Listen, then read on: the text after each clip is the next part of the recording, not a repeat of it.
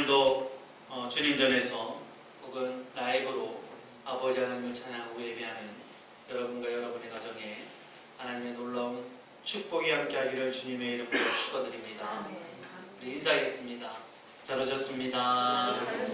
은혜 많이 받으세요. 오늘은 지난주에 이어서 나 주님의 기쁨 되기 원합니다 2라는 제목으로 같이 은혜를 받을 겁니다.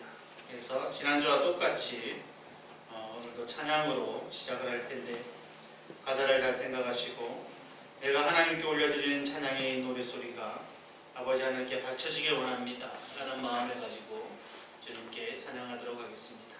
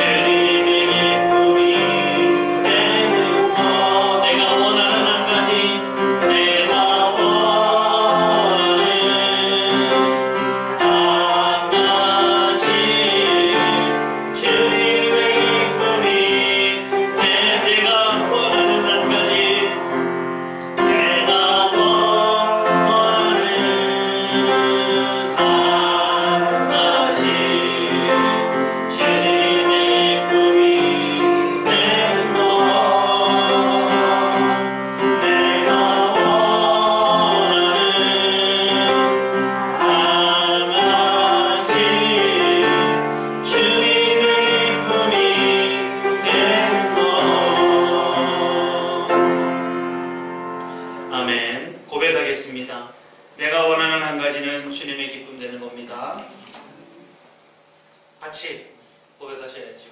내가 원하는 한 가지는 주님의 기쁨이 되는 겁니다. 할렐루야. 어느 한 젊은 피아니스트가 한 명이 있습니다. 이제 연주회를 하게 되었어요. 연주회에 수많은 사람들이 와서 이 젊은 피아니스트가 이제 자신의 솜씨를 아낌없이 내보입니다. 이 피아니스트가 곡을 끝내자마자 수많은 사람들이 일어나서 기립박수를 치는 거죠. 너무나 훌륭하다. 그랬는데 맨 앞자리에 앉았던 한 중년의 신사분은 다리가 아파서 그런 건지 일어나지 않고 그냥 조용히 앉아 있는 겁니다. 무대 감독이 와서 아주 만족스러운 목소리로 얘기를 하죠. 대단했습니다. 제가 들어본 최고의 음악이었습니다. 그런데 이 연주가는 울상을 하고 걸어가고 있습니다. 사람들이 궁금해서 이유를 물어봅니다. 왜 그렇게 훌륭한 연주를 하고도 그렇게 울상입니까? 그러자 이 연주가가 이야기를 합니다. 오늘은 특별한 날입니다. 제가 가장 사랑하는 스승님을 맨 앞자리에 앉아서 그 스승님께 기쁨을 드리고자 했는데 그 스승님이 내 연주를 보고서 별로 좋아하지 않으셨다 라는 이야기죠. 수많은 사람들의 환호성보다 이 스승님의 박수가 그 연주가에게는 더 중요했다 라는 이야기를 하고 있는 겁니다. 많은 사람들이 기뻐한다 할지라도 스승님이 기뻐하지 않으면 아무 소용없다 라는 이야기겠죠. 우리에게도 이러한 자세가 필요합니다. 모든 사람을 기쁘게 한다고 할지라도 주님을 기쁘게 하지 않으면 아무런 소용이 없다 라는 이야기를 하고 있는 겁니다. 제가 여러분에게 아무리 듣기 좋은 목소리로 듣기 좋은 설교를 한다고 할지라도 여러분의 마음에 흡족할 설교를 한다고 할지라도 소위 말하는 명품 설교를 한다고 할지라도 하나님께서 인정하지 않으면 아무런 의미가 없다라는 이야기입니다. 그래서 진짜 중요한 건 뭡니까? 주님의 기쁨이 되는 것. 이것이 정말로 중요한 문제다라는 이야기를 하고 있는 거죠. 저는 저와 여러분이 사람들에게도 인정받고 사람들에게도 사랑받고 칭찬받을 뿐만이 아니라 무엇보다도 주님께 인정받는 저와 여러분 우리 주님 사랑교회 되기를 주님의 이름으로 축원드립니다. 갈라디아서 1장 10절의 말씀을 보면 사도 바울이 이야기를 하고 있습니다. 내가 지금 사람에게 잘 보이려고 하는 것이 아니라 사람에게 잘 보이려고 하는 줄 아느냐? 내가 원하는 것은 하나님의 인정밖에 없다. 내가 이제 와서 사람을 기쁘게 하겠습니까? 내가 아직도 사람을 기쁘게 하려면 그리스도의 종이 아닙니다. 라고 이야기를 합니다. 물론 사람들을 기쁘게 한다라는 이야기가 나쁘다라는 이야기는 아닙니다. 오히려 내 의시나 내 주변 사람들, 내 가족들을 슬프게 하는 것은 더 나쁜 일이죠. 오늘 사도 바울의 이야기는 그겁니다. 우리의 한계를 이제는 조금 뛰어넘어 보자라는 이야기죠. 나를 기쁘게 하고 내 주변 사람들을 기쁘게 하는 것을 뛰어넘어서 이제는 우리가 하나님을 기쁘게 하는 사람들이 되어보자. 어떻게 하면 하나님의 기쁨이 될까? 고민해보자 라는 이야기를 하고 있는 겁니다. 여러분은 어떻습니까? 내가 하나님의 기쁨이 되기 위해서 어떻게 해야 하나 라는 생각이 여러분의 관심도에 얼만큼 차지하고 있습니다. 예배를 드리는 순간이나 사회생활을 하는 그 순간에도 내가 어떻게 하면 하나님의 기쁨이 되는 것인가 늘 생각하시는 저와 여러분 되기를 주님의 이름으로 축원드립니다. 내 주변에 물질이나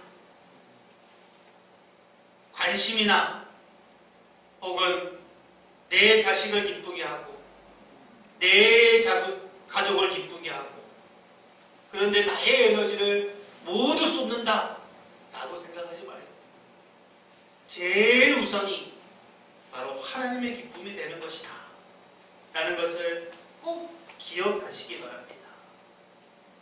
이것이 우선되어져야 합니다. 이것이 우선되어져야 되는 것이 우리가 만들어진 목적, 찬양하는 것이 우리의 목적됨을 기억하시기 바랍니다. 사도 바울이 존경받는 이유가 바로 그겁니다. 주님을 기쁘시게 하려고 그는 누구보다도 노력하는 사람이었다라는 이야기죠. 여러분이 옛날에 연애했을 때 생각나는지 모르겠지만 사람을 사랑하다 보면 어떻게 됩니까? 사랑하는 연인들 기쁘게 해주려고 오늘 만나서 뭐하지? 뭐할까? 어떻게 해야지 기쁘게 할까? 어떤 깜짝 쇼를 해줄까? 라는 생각을 골똘히 생각하고 연구하고 만나게 됩니다. 마찬가지라는 이야기죠. 우리가 하나님을 만날 때 어떻게 하면 하나님을 기쁘게 하실까? 내가 하는 무엇이 기쁨이 될까? 고민하고 고민해야 된다라는 이야기입니다. 이게 우리의 관심이 되어야 된다라는 이야기죠. 내가 주님을 기쁘시게 못하는 것을 너무나 안타까워해야 되는데 나 정도면 이 정도면 됐지. 난 주일날 예배도 빠지지 않고 하나님을 믿는 시간도 오래되었고 하나님의 말씀도 다 믿어. 이 정도면 됐지. 나는 그러한 안타까운 생각에 빠져 살지 않기를 원합니다. 최선을 다하여서 주님의 기쁘게 하시는 일에 힘쓰시기 바랍니다.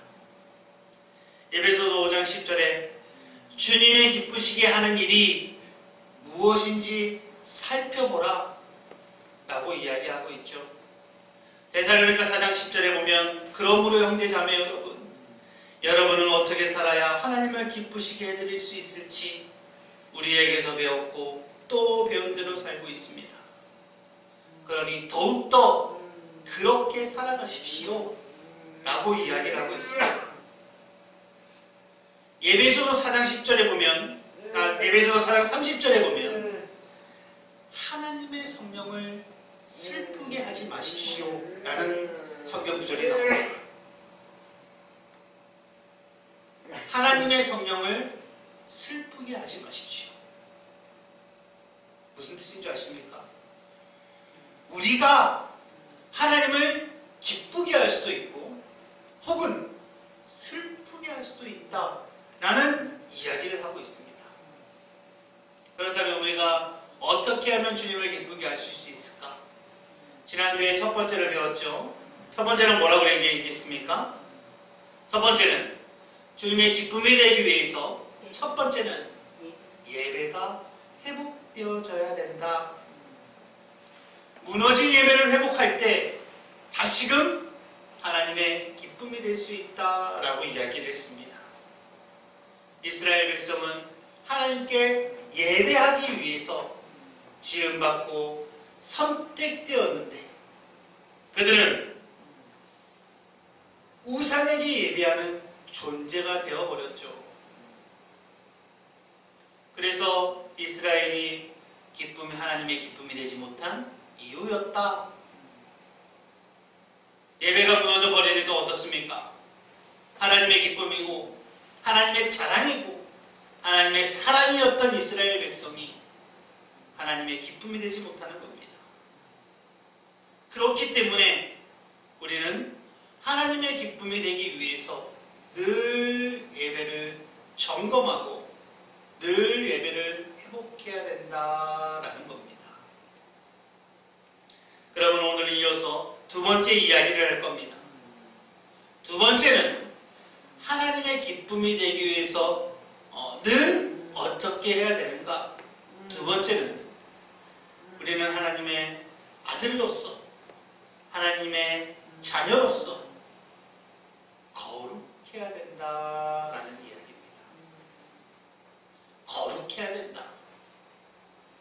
늘 우리는 거룩해야 된다, 거룩해야 된다라고 이야기하면서 혹은 그것을 실천하고 있습니까? 거룩해야 된다라는 이야기는 우리 크리스찬이 지켜야 될 덕목이라는 사실을 꼭 기억하시기 바랍니다. 이스라엘 백성들은 왜 하나님이 그토록 기뻐하는 자리에서 무너지게 되었는가? 그들의 일상이 타락했기 때문입니다. 하나님은 거룩하신데 그 거룩한 백성인 이스라엘 백성이 거룩이라는 단어를 잃어버린 겁니다. 혹은 그렇게 생각할 수 있습니다. 거룩이라는 단어랑 거리가 조금 멀지만 나는 다른 곳에서는 정말 열심히 하고 있습니다. 하나님의 계명을 다 지키고 있습니다. 라고 이야기하는 사람이 있죠. 성경은 이야기합니다. 거룩이 없이는 전부 다 잃어버린 것이다. 제가 예전에 거룩에 대해서 여러분에게 설교한 적이 있는데 예언을 드린 적이 있습니다.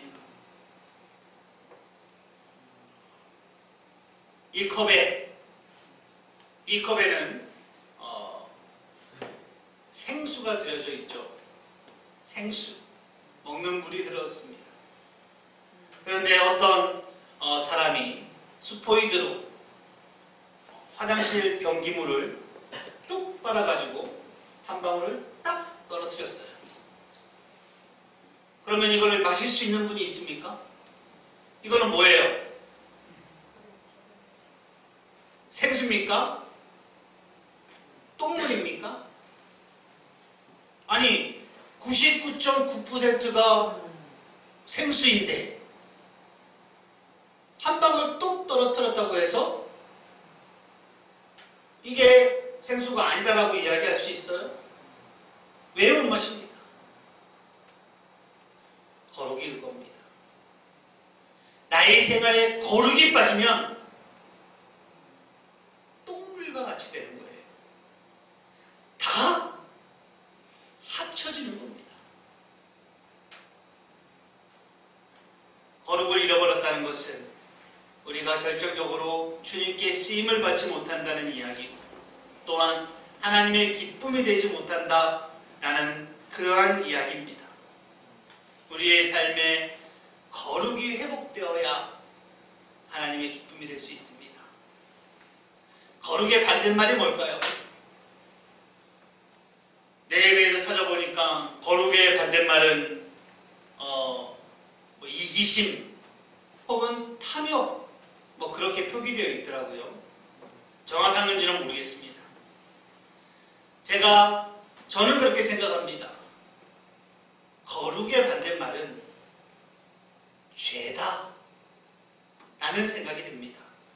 오늘 본문 15절 말씀을 보십시오. 그들의 모든 악이 길갈에 있으므로 내가 거기에서 그들을 미워하였노라. 그들의 행위가 악함으로 내 집에서 그들을 쫓아내고 다시는 사랑하지 아니하리라. 그들의 지도자들은 다 반역한 자리라. 어떤 뉘앙스를 풍깁니까? 하나님께서 이스라엘 백성들 때문에 상처를 받으셨다라는 이야기입니다. 그들의 행위가 악함으로 내가 그들을 내 집에서 쫓아내고 다시는 사랑하지 않겠다 라고 말씀하고 계시죠. 왜 그렇습니까? 거룩이 아니라 죄가 이스라엘 백성에 만연했기 때문입니다. 하나님은 이토록 죄를 싫어하십니다. 그 악 때문에, 그 죄 때문에 하나님의 사랑받는 자리에서 밀려나게 되는 겁니다. 그러므로 사랑하는 성도님, 여러분의 삶은 은혜의 자리에 놓여지길 원합니다. 우리의 삶이 거룩한 자리에 있길 원합니다. 내 일상의 삶이 거룩해지도록 한번 도전해 보시기 바랍니다. 이것이 우리가 기독교인으로서 그리스도인으로서 걸어가야 할 길이고 살아가야 할 법이다 라는 사실 사실을 꼭 기억하시기 바랍니다. 거룩한 삶, 이것이 하나님의 기쁨이 되는 비결입니다. 두 번째는 뭐라고요? 거룩한 삶.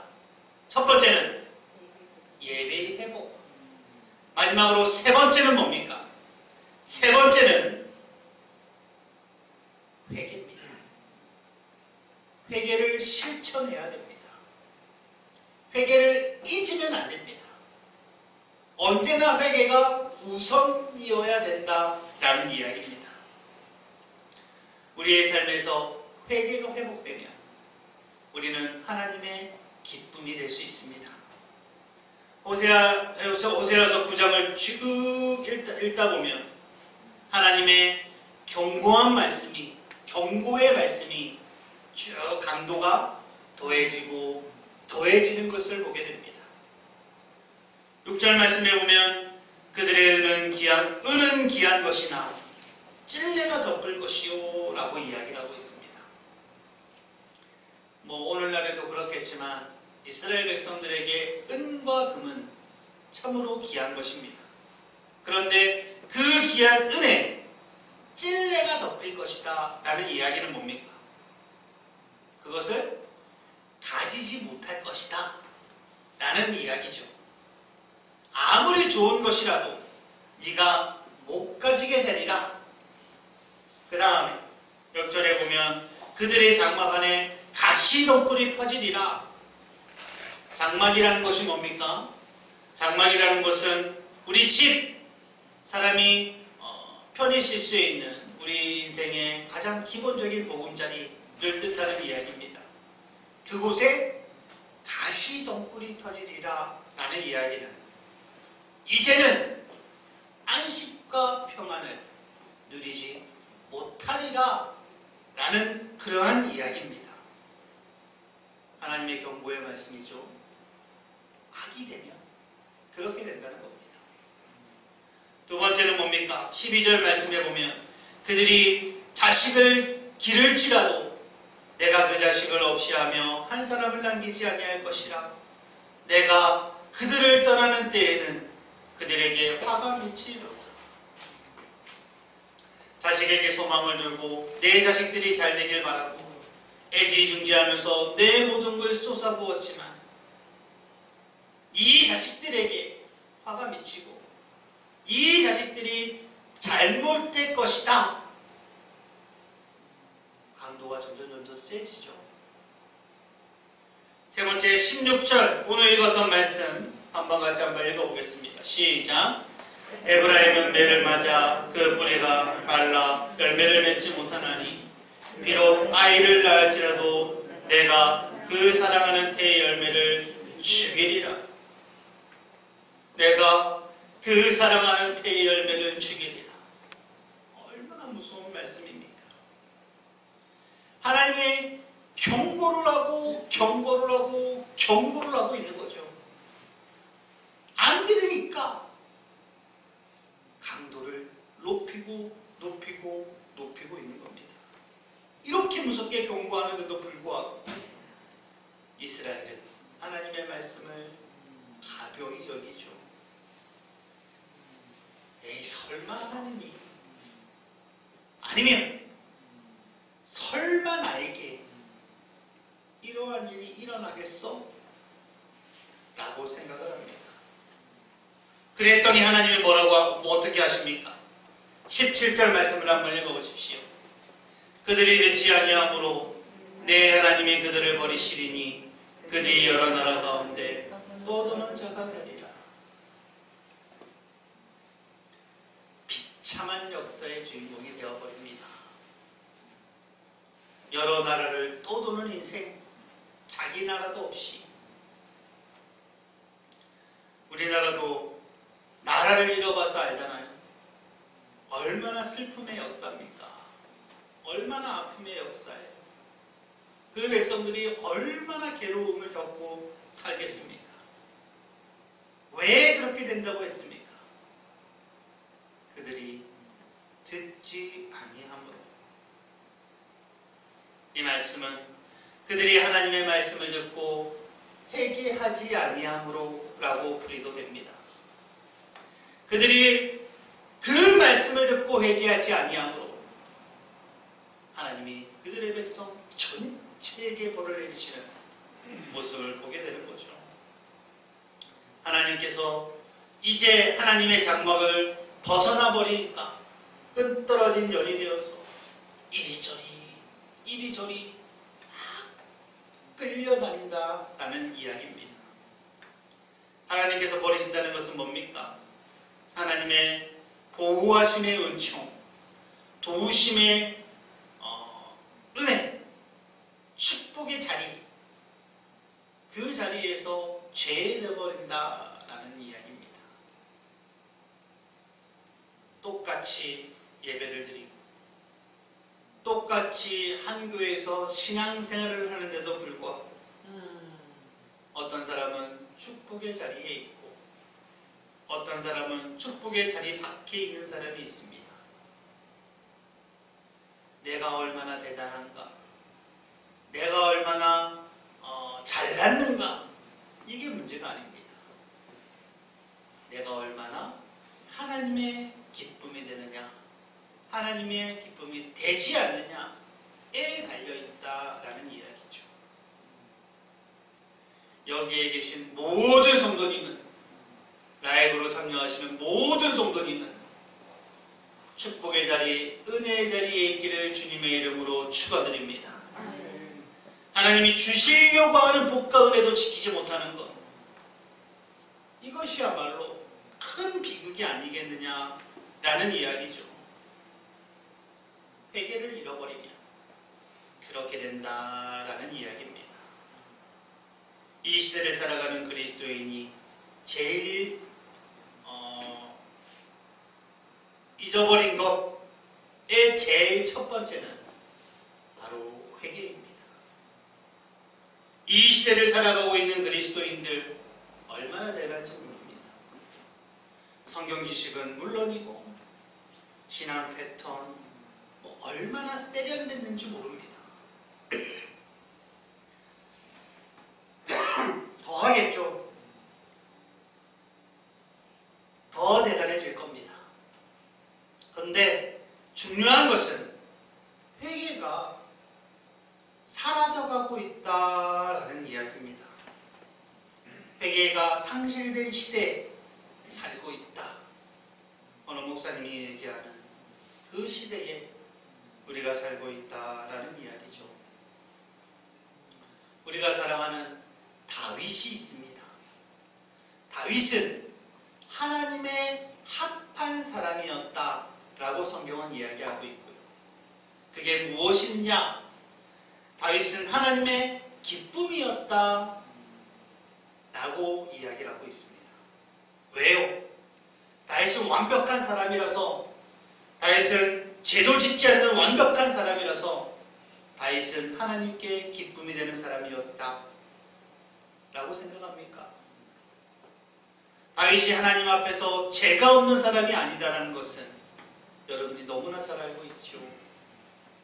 다윗은 죄가 없기 때문에 하나님의 기쁨이 된 것이 아니라 자신의 죄와 허물에 대해서 눈물로 회개하고 가슴치고 통곡할 줄 아는 사람이었기 때문에 다윗은 하나님의 기쁨이 되었다라는 것을 기억하시기 바랍니다.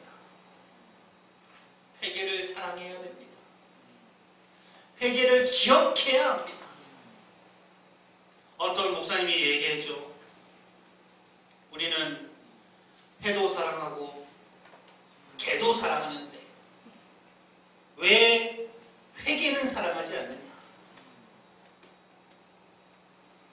회도 좋아하고 개도 좋아하는데 왜 회개는 멀리 하느냐라는 이야기죠.